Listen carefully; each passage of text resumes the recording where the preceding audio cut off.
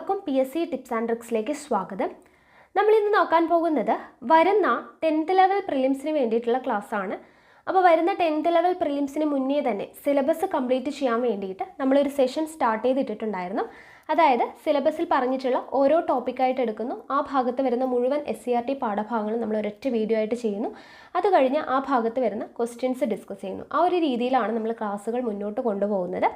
അപ്പോൾ ഇന്ന് നമ്മൾ നോക്കാനായിട്ട് പോകുന്നത് കേരളത്തിലെ ആരോഗ്യക്ഷേമ പ്രവർത്തനങ്ങൾ എന്ന് പറയുന്ന ഭാഗമാണ്. അപ്പോൾ ഇതിൽ നമുക്ക് ഈ ഭാഗത്തെ SCRT പാഠഭാഗങ്ങളൊന്നും പഠിക്കാനായിട്ടില്ല, കേരളത്തിലെ ആരോഗ്യക്ഷേമ പ്രവർത്തനങ്ങൾ. അപ്പോൾ അതുകൊണ്ട് തന്നെ നമ്മൾ ആദ്യം തന്നെ കേരളത്തിലെ ആരോഗ്യക്ഷേമ പ്രവർത്തനങ്ങൾ എന്ന് പറയുന്ന ടോപ്പിക്ക് നമ്മളൊരു ക്ലാസ് റൂം സെഷനായിട്ട് 2 പാർട്ട് വീഡിയോ ആയിട്ട് ഓൾറെഡി ചെയ്തിട്ടിട്ടുണ്ട്. അപ്പോൾ അത് ഞാൻ വീണ്ടും റിപ്പീറ്റ് ചെയ്തെടുക്കുന്നില്ല.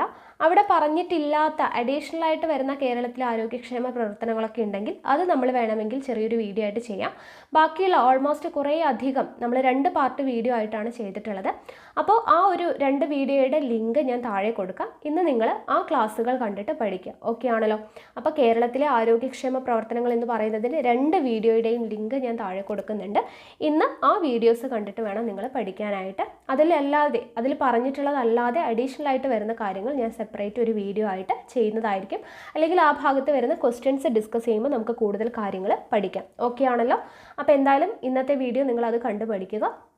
കൂടാതെ എനിക്ക് പറയാനുള്ളത്, കഴിഞ്ഞ 10th ലെവൽ പ്രിലിമിനറി എക്സാമിൻ്റെ 5 ഘട്ടങ്ങളിലായിട്ട് നടന്ന മുഴുവൻ ക്വസ്റ്റ്യൻസിൻ്റെയും ആൻസർ നമ്മൾ വീഡിയോ ചെയ്തിട്ടുണ്ടായിരുന്നു.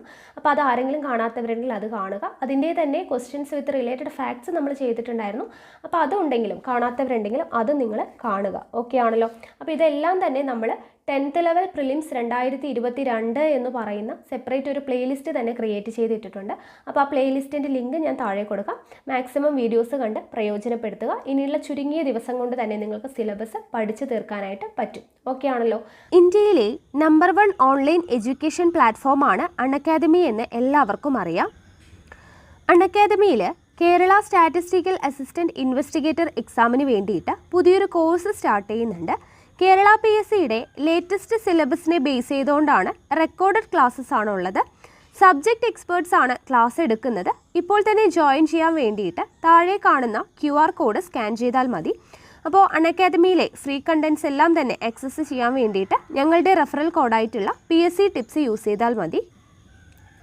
അതുപോലെ അൺഅക്കാദമിയിൽ ലക്ഷ്യം എന്ന പേരിൽ കേരള PSCക്ക് വേണ്ടിയിട്ട് ന്യൂ പാറ്റേൺ സ്റ്റേറ്റ്മെൻറ്റ് ക്വസ്റ്റ്യൻസിനെ ബേസ് ചെയ്തുകൊണ്ട് ഒരു ഫ്രീ ടെസ്റ്റ് ചാമ്പ്യൻഷിപ്പ് പോകുന്നുണ്ട്.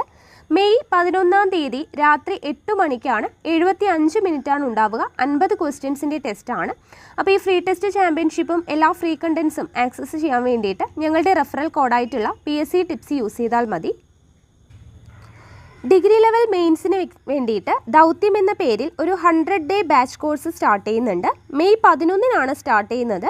കൂടാതെ ഡിഗ്രി ലെവൽ പ്രിലിംസിന് വേണ്ടിയിട്ട് ദൗത്യം എന്ന പേരിൽ ഒരു 120 ദിവസത്തെ ബാച്ച് കോഴ്സ് കൂടി മെയ് 4-ന് ഓൾറെഡി സ്റ്റാർട്ട് ചെയ്തിട്ടുണ്ട്. അപ്പോൾ ഈ കോഴ്സസും ഒറ്റ സബ്സ്ക്രിപ്ഷനിൽ തന്നെ ലഭിക്കുന്നതാണ്. 10% ഡിസ്കൗണ്ട് ലഭിക്കുന്നതിനായിട്ട് ഞങ്ങളുടെ കോഡായിട്ടുള്ള PSC ടിപ്സ് യൂസ് ചെയ്താൽ മതി. അപ്പോൾ താല്പര്യമുള്ളവരുണ്ടെങ്കിൽ ഉടനെ തന്നെ സബ്സ്ക്രിപ്ഷൻ എടുത്തോളാം. ഓക്കെ?